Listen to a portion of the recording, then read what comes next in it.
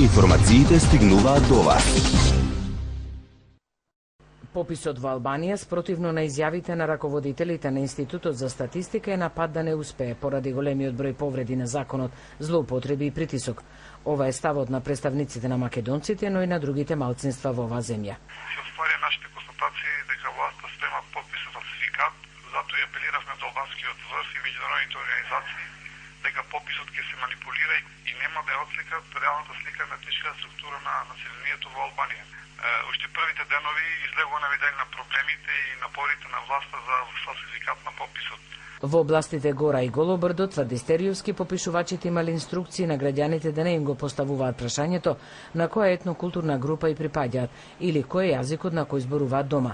Во градовите пак формуларот се пополнувал со молив со образложение дека во случај да сгрешат, домаќи ги поправеле грешките. Сето ова македонското и грчкото малцинство веќе реагиравме кај опсе.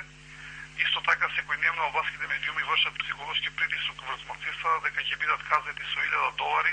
Сите тие лица кои ќе се изјаснат за неалбанци, единствено во Мала Преспа процесот на пописот минува без проблеми, со што се остварија нашите констатации дека власта со овој попис сака да докаже дека македонци живеат само во Мала Преспа. Од Алијансата Црвено-црни смета дека пописот веќе пропаднал. Покрај низата неправилности, тие тврдат дека дури 65% од граѓаните одбиле да се попишат.